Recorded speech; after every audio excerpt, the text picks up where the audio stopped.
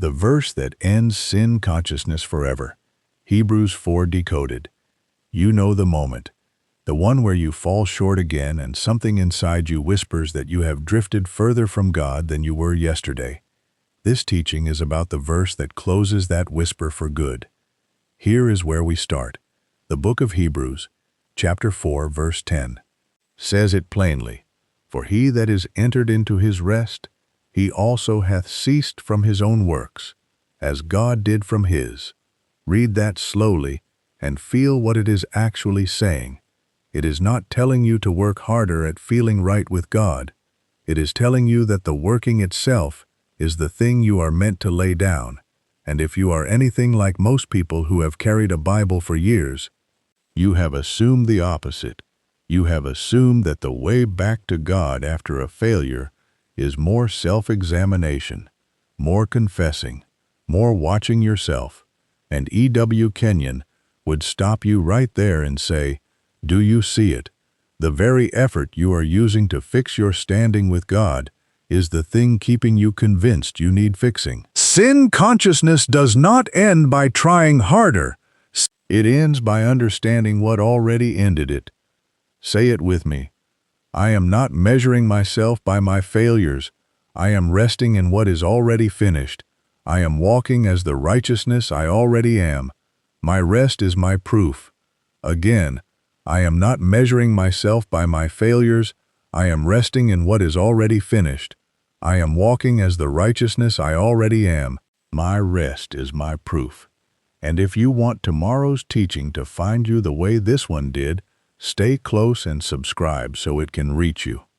If something in you just went quiet while you heard that, type the words "I'm ready" in the comments right now. Let it be your seal on what we are about to walk through together. The first law is this. Sin consciousness is not humility. It only looks like humility.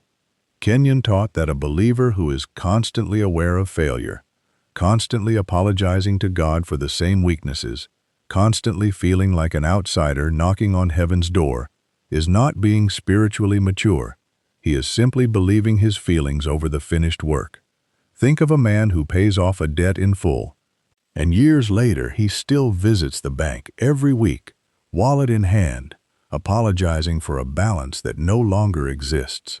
The teller keeps telling him, Sir, this account is closed, but he cannot stop coming, because in his mind, the debt still feels real.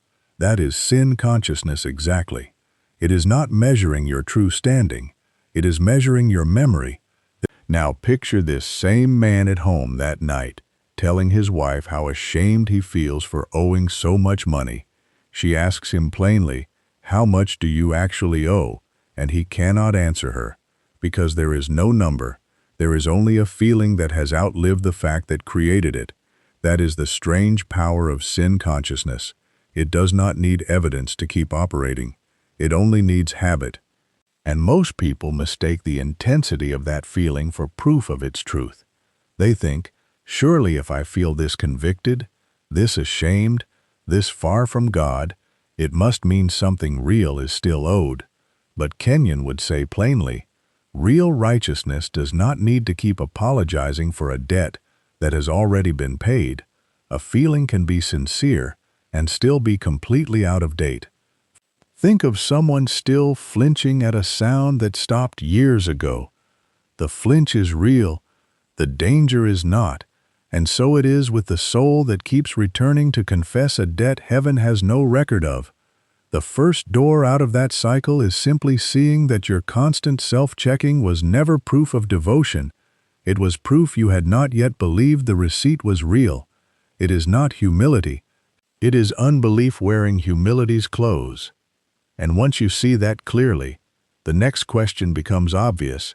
If it is not humility keeping you checking the ledger, what is it? My decree is this. I stop paying a debt that was already closed. The second law is this. There are two kinds of knowledge fighting for your attention every single day. And Kenyon named them plainly, sense knowledge and revelation knowledge. Sense knowledge is what your eyes see, what your body feels, what your memory replays. Revelation knowledge is what the Word declares about you, regardless of what your senses report.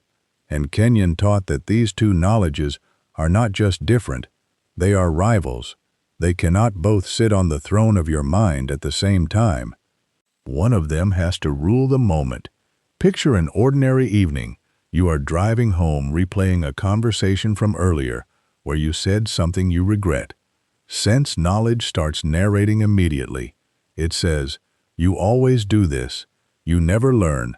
You are still the same person you were 10 years ago." And here is what makes sense knowledge so convincing. Every word of it is technically accurate. You did say the thing. The memory is real. The feeling in your chest is real. Kenyon taught that this is exactly why sense knowledge fools sincere people. It is not lying to you. It is simply reporting old data and calling it your identity. Revelation knowledge says something entirely different.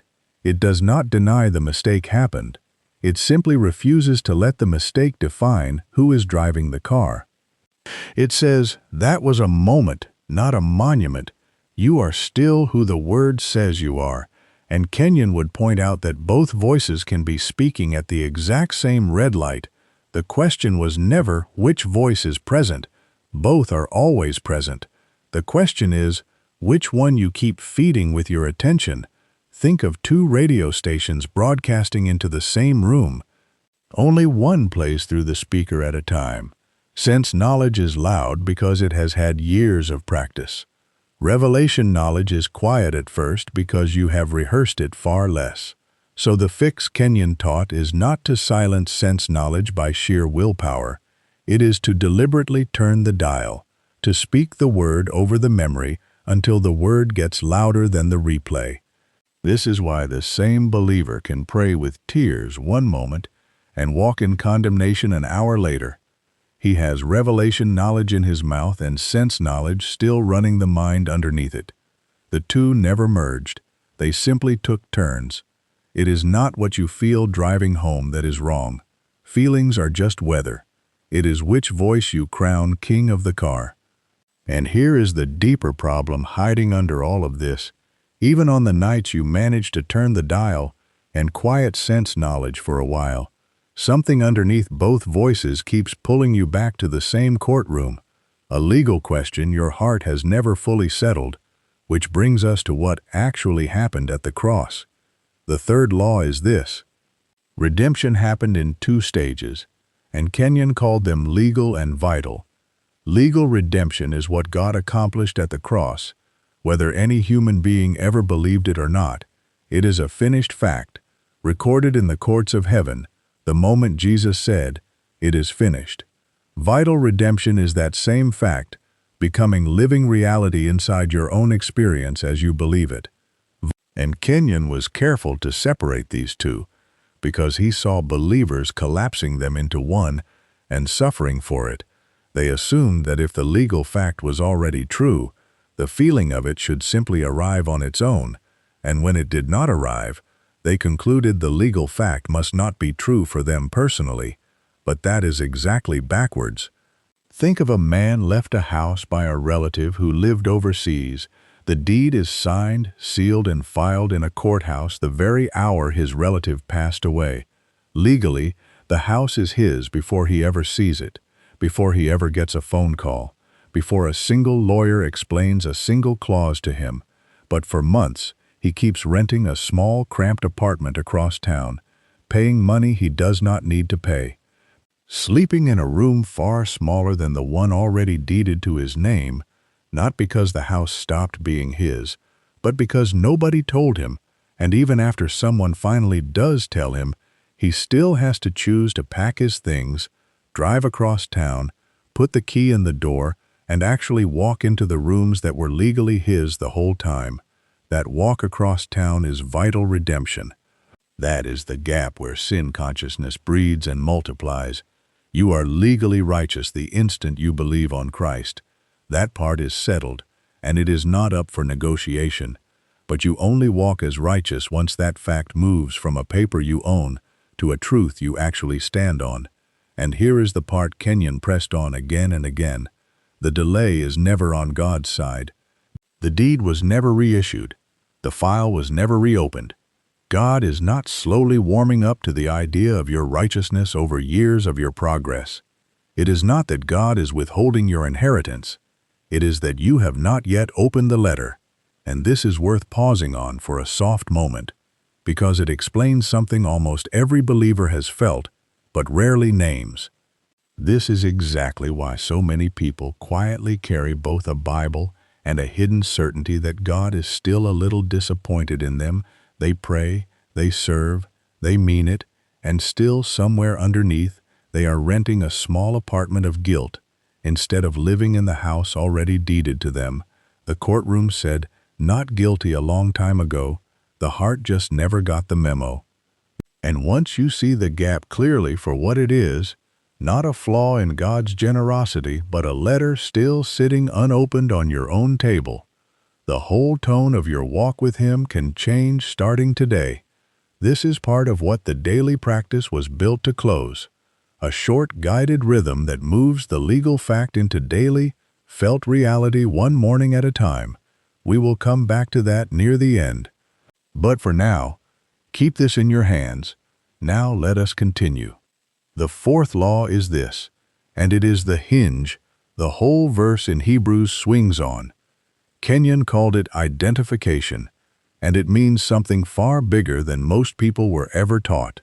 When Christ died, you died with Him. When He was buried, you were buried with Him. When He rose, you rose with Him. When He was seated at the Father's right hand, you were seated with Him. This is not poetry. Kenyon taught it as legal fact. The same way a signature on a document makes a transaction real, and legal fact does not wait for your feelings to catch up before it becomes true. Consider what this actually undoes. Sin consciousness survives on one lie, that the old sinful nature you were born with is still the one running your life. But if you were legally crucified with Christ, that old identity is not being managed, it is not being improved, it is dead. Think about a man who legally changed his name and citizenship decades ago, yet every form he fills out he still signs with his old name. The old man is not there to sign anything, he is gone. But out of sheer habit, someone keeps signing on his behalf. Now picture it a second way, closer to home. Imagine someone released from a long sentence, fully pardoned, papers signed, record cleared, free to walk anywhere in the city, and yet every evening, at exactly the old curfew hour, they still feel the pull to hurry home, still glance over their shoulder for a guard who retired years ago, still flinch at the sound of a closing gate. Nobody is chasing them, nobody is watching them, the sentence is over, but the body keeps rehearsing a captivity that no longer legally exists. Kenyon would say that is precisely what sin consciousness does inside a believer. It keeps you flinching at a gate that was already opened. It keeps you hurrying home from a guard who was already dismissed. The pardon is real whether or not the old reflex has caught up to it yet. And your part is not to manufacture a new reflex through effort. Your part is simply to notice. The gate is open. I can stop hurrying. Now take a third picture. A small fishing boat tied for years to a heavy anchor rope. One morning the rope is finally cut. Cleanly, permanently. The anchor sinks and stays on the ocean floor. But the boat's engine keeps straining against a rope that is no longer there. The motor works twice as hard. The hull shudders. The whole vessel behaves as though it is still tethered, when in truth it is completely free to move wherever the current calls it. That straining engine is what sin consciousness feels like from the inside. Effort spent fighting a bond, that identification with Christ already severed. The boat does not need a stronger engine. It needs someone on deck to look down and confirm out loud, the rope is gone. And Kenyon would say that confirmation is exactly what revelation knowledge gives you.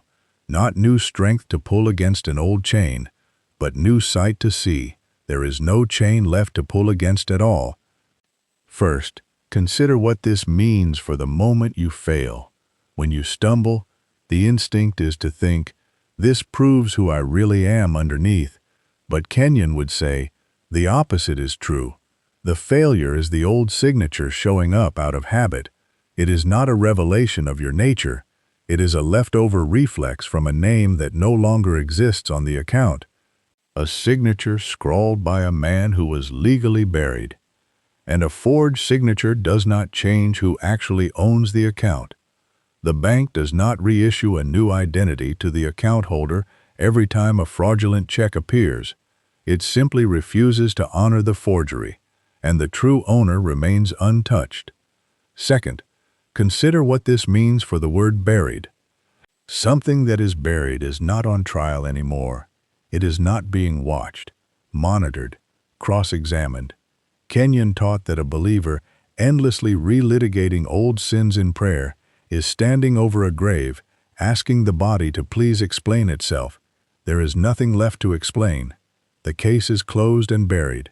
Imagine visiting a cemetery every single morning to interrogate a headstone, demanding it account for choices made years before it was ever placed there. That is what nightly rehashing of forgiven failure actually looks like from outside, exhausting and pointless, because the one you are interrogating is not even present anymore. The ground has already closed over him. Third, consider what raised and seated mean together.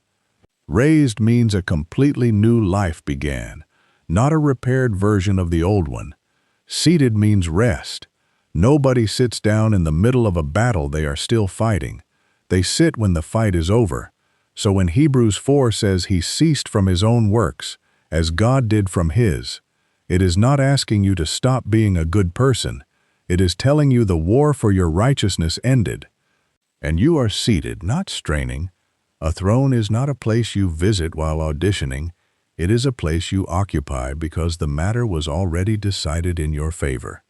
Fourth, consider what this means for an ordinary Tuesday, not a dramatic moment of failure, just an ordinary day where old thought patterns show up uninvited. A flash of jealousy, a flare of irritation in traffic, a familiar temptation whispering from an old direction. Identification does not mean pretending those moments do not happen. It means recognizing whose signature they actually carry. That thought is the old man's handwriting, forging a check on an account that was closed at the cross. You do not have to fight it like it is your true self resurfacing. You simply decline to honor the signature and let the moment pass without opening a new investigation into your worth. The engine can stop straining the instant someone on deck says plainly, "There is no rope." So hold those four together for a moment. The old signer is dead. The old case is buried. The old curfew is canceled. The old rope is cut, and you are seated, not straining. This is what Kenyon meant when he said, righteousness is not something you achieve, it is something you were made. It is not a performance you maintain, it is an identity you inhabit. And once identity shifts from performance to inheritance, something else has to shift too, the way you talk about yourself, because your mouth has been quietly reinforcing whichever nature you believed was in charge. My decree is this: I do not manage a dead man's habits. I live from a new name. And if you want tomorrow's teaching to find you the way this one did, stay close and subscribe so it can reach you. The fifth law is this: what you confess with your mouth builds the house your feelings live in. Kenyon taught that confession is not merely describing your feelings out loud, it is possessing what you have already been legally given. There is a difference between a starving man saying, "I am so hungry," over and over, and a man sitting at a full table saying, "I am eating." The first confession describes a lack. The second confession possesses a provision. Picture a woman driving home after a hard conversation with her husband, replaying every wrong word she said, and out loud, to no one, she mutters, "I always ruin everything. I am so difficult to love." She says it so often, it stops feeling like a thought and starts feeling like a fact. That is not humility. That is construction. She is laying brick after brick on a house called "I am difficult to love," and then she wonders why she keeps living inside it. Now picture the same woman instead saying quietly, I am quick to make things right. I am loved even in my mess. That sentence feels strange the first time, almost like a lie, because sense knowledge has no evidence for it yet. But Kenyon taught that confession was never meant to describe what you currently feel. It was meant to agree with what is currently true, whether you feel it or not. Most believers have spent years perfecting confessions of lack. I am so weak. I always fall. I will never change. And then wonder why sin consciousness will not leave. It is not that confession is magic. It is that your mouth is either agreeing with the courtroom verdict or arguing against it. Every sentence you speak over yourself today is a brick. So pick one sentence you catch yourself saying this week and notice plainly which court it belongs to. The one still trying the case or the one that already closed it. My decree is this. My mouth agrees with the verdict, not the memory. The sixth law is this. Righteousness consciousness is not the absence of awareness. It is a change in what you are aware of. Kenyon taught that a righteousness-conscious believer still notices when they have done wrong, but they process it completely differently than a sin-conscious believer does. It is not that one person sees the mistake and the other does not. It is that one person turns the mistake into a verdict about their identity, and the other simply lets it be a moment that needed correcting. Think of a smoke detector in a kitchen. It notices smoke the instant a pan gets too hot. That is its whole job. But a working smoke detector does not conclude that the entire house is burning down. It simply signals, correct this now, and then it goes quiet again once the air clears. Sin consciousness is a smoke detector that never resets.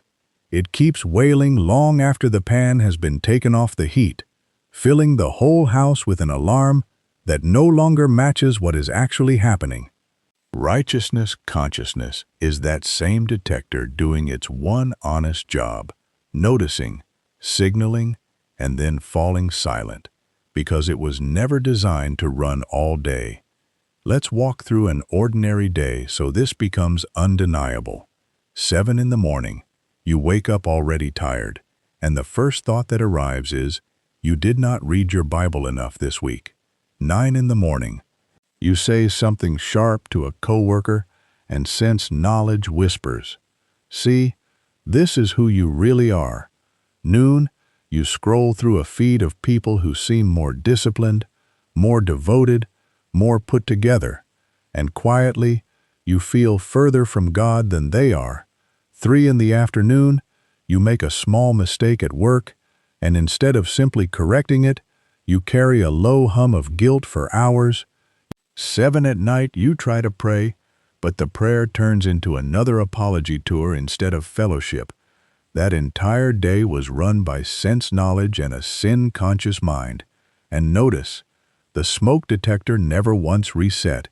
It just kept ringing louder as the day went on, until by evening the whole house of your mind felt like it was on fire over a pan that cooled down 9 hours earlier.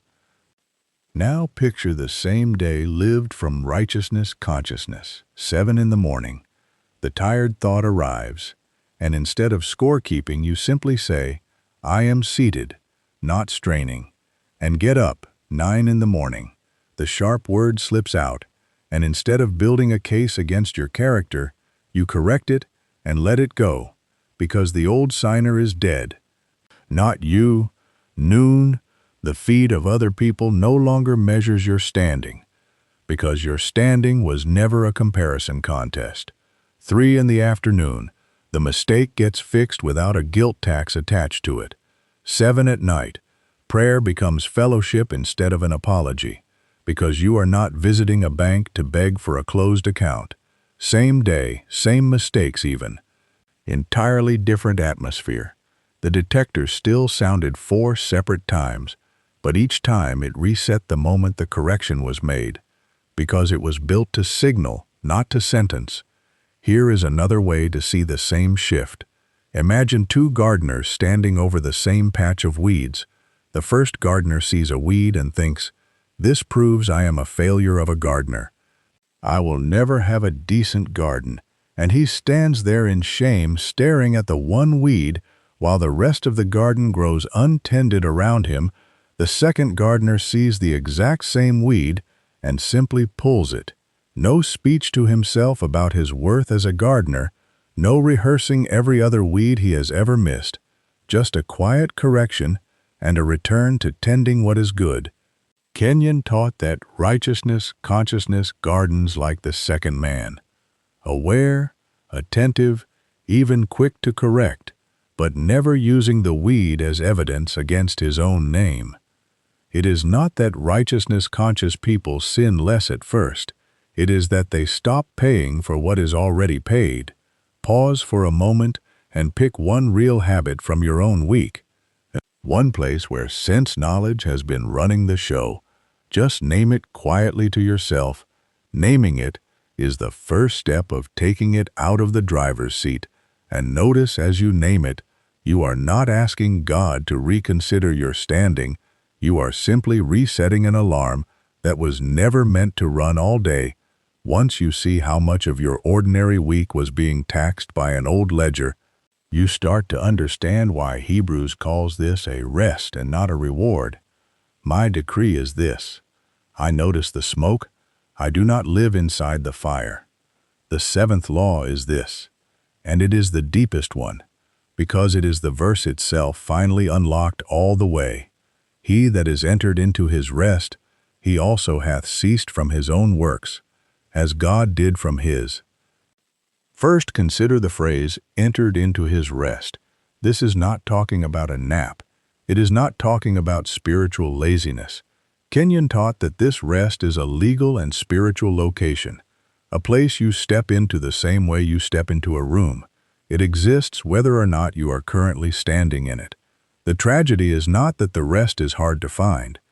The tragedy is that most believers spend their whole lives camped right outside the door, working themselves exhausted trying to earn entry into a room they were already given the key to. Picture a woman who runs a small shop. Every night she locks the register, walks home, and lies awake recounting the day, wondering if she smiled enough at customers, wondering if she said the right thing to her staff, wondering if today finally made her worthy of the quiet she is chasing. She has a bed, warm and made, sitting empty while she paces the kitchen replaying receipts in her mind. The bed was never the problem. She owns it outright. She simply has not walked into the room and lain down. That is what most people do with the rest of God. They own it, and they still pace the kitchen. Notice, too, that she does not pace because the shop failed that day. Sometimes she paces on the good days just as hard, because the pacing was never really about the numbers. It was about a room she never let herself enter in the first place. Second, consider the phrase, ceased from his own works. This does not mean ceasing from good works toward others. It means ceasing from works aimed at earning what has already been freely given. Think about the difference between a son who mows the lawn because he loves his father and delights in the home, and a servant who mows the lawn, hoping it will finally earn him a place at the family table.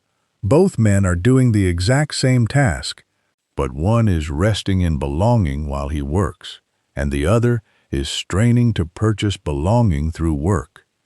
Kenyon taught that this is precisely the shift righteousness consciousness makes. You keep doing good, you keep growing, you keep pursuing God with your whole heart, but you do it as a son already seated at the table, not a servant still auditioning for a seat. And here is what makes this so easy to miss. From the outside, the son and the servant look identical. Both are out in the yard. Both are sweating. Both finish the same job by sundown. The difference is entirely invisible to anyone watching.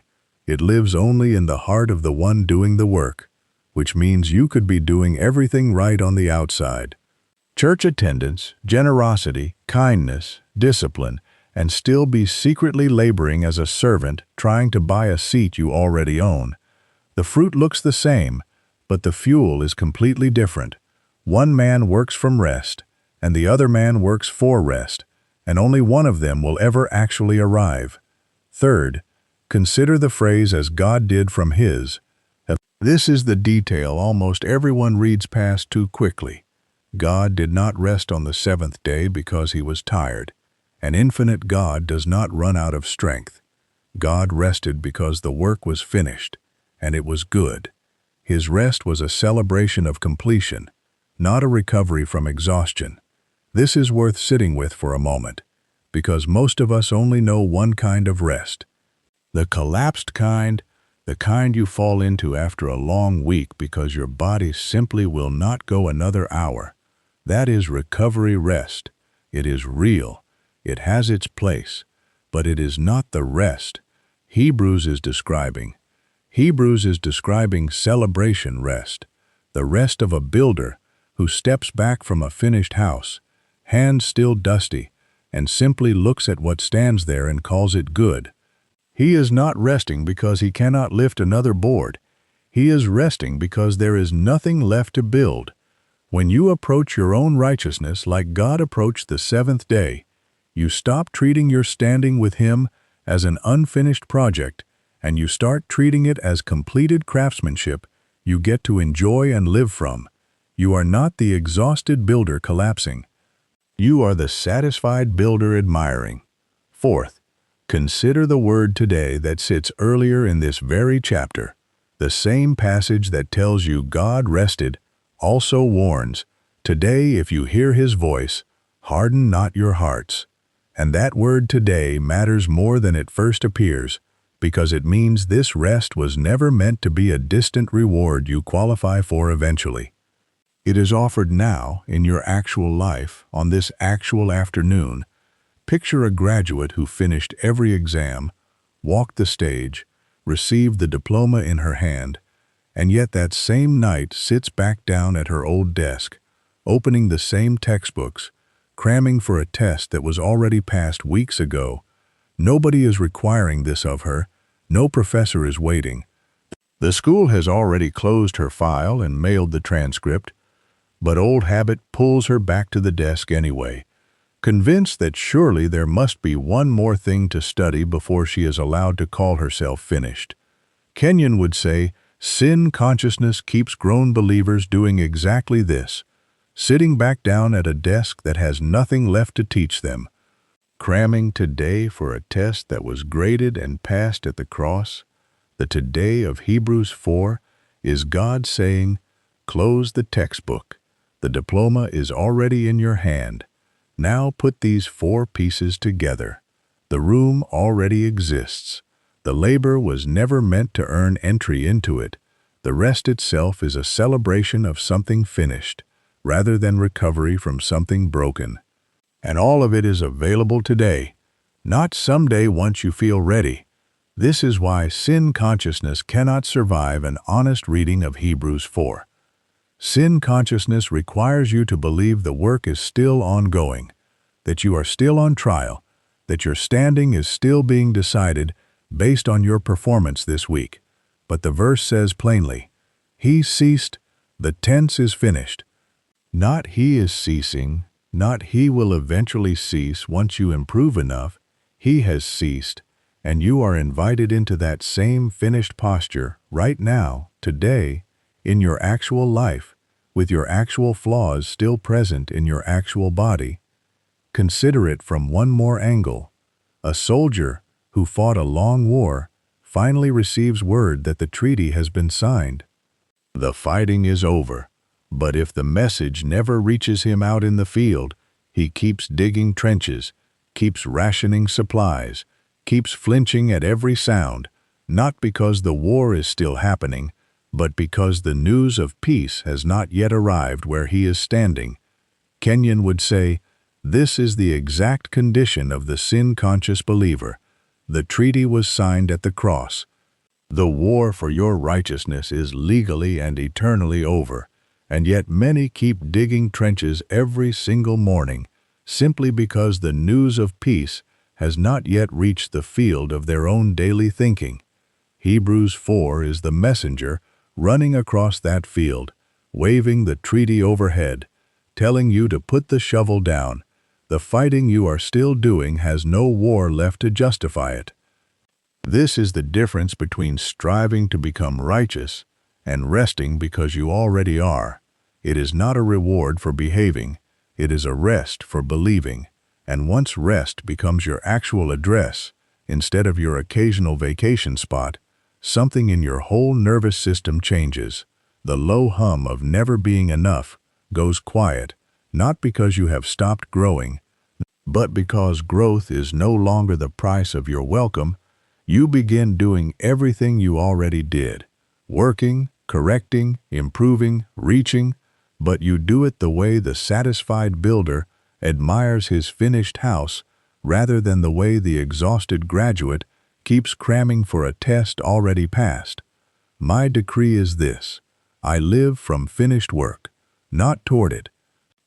The eighth law is this: underneath sin consciousness there is almost always a mistaken picture of God's posture toward you.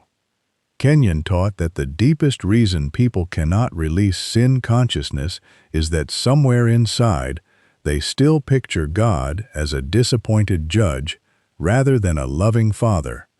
And when your image of God is a judge, every mistake reopens the trial, every stumble becomes a new case filed, every prayer becomes another appearance before the bench. But the whole shape of the new covenant, the very thing Hebrews is built on, is a change of relationship, from servant under law to child under grace. And that change of relationship is not a small technicality, it is the entire hinge sin consciousness swings on. Think about a small child who spills juice on the carpet. A child raised by a harsh disciplinarian braces for punishment and hides the stain, hoping no one notices before he can scrub it away himself, afraid that one mess might be the thing that finally costs him his place in the house. A child raised by a warm, secure father runs to tell him, juice still dripping off his hands, because even in the mess, the relationship was never in question. The behavior needs correcting either way. Someone still has to clean the carpet, but the posture toward the parent is completely different. One child manages the mess alone in fear. The other child brings the mess to his father in trust. And that posture, more than the mess itself, is what shapes the kind of person that child grows into.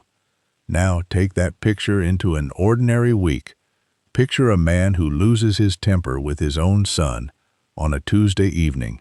If he pictures God as a judge, his whole night is spent building a defense, replaying the moment, rehearsing an apology to God as though he must first calm an angry deity down before he is fit to approach him again. He goes to bed carrying the weight alone, and he wakes up still carrying it. But if he pictures God as the Father Kenyon describes, that same man still feels the sting of having failed his son. But he does not brace for wrath. He goes straight to his father, the way the child ran with juice still on his hands, not because the mistake did not matter, but because the relationship was never sitting on trial waiting for a verdict. The mistake gets addressed, the son gets an apology, the heart gets quiet again that same night instead of carrying the case into next week. Kenyon taught that this is exactly the shift the new creation offers. You are not a spiritual orphan trying to prove you belong in the family. You are already a child of the family learning to walk in it. 1 John speaks of being made like him even now in this world, not later, once you have earned it, but now, as a present family reality, and a family reality changes the meaning of every correction inside it. Think of the difference between an employee being corrected by a boss who is looking for a reason to fire him, and a son being corrected by a father who is building him something to inherit. The words might sound almost the same in the moment, but the ground underneath them is entirely different. One correction is a threat. The other correction is training. When correction is needed, the father who already loves you fully steps in the way any good father steps in with his own child, to guide, not to expel. Sin consciousness treats every misstep like grounds for eviction. Righteousness consciousness treats every misstep like a moment your Father is right there to walk you through. This single shift in posture changes how quickly you recover from a stumble. The orphan spirals for days, replaying the failure, distancing himself from prayer, feeling too unworthy to come close until he has somehow cleaned himself up first. The child gets back up in minutes, comes close precisely because he is not clean yet, because the relationship was never the thing in question. Notice which one you have been living like this week.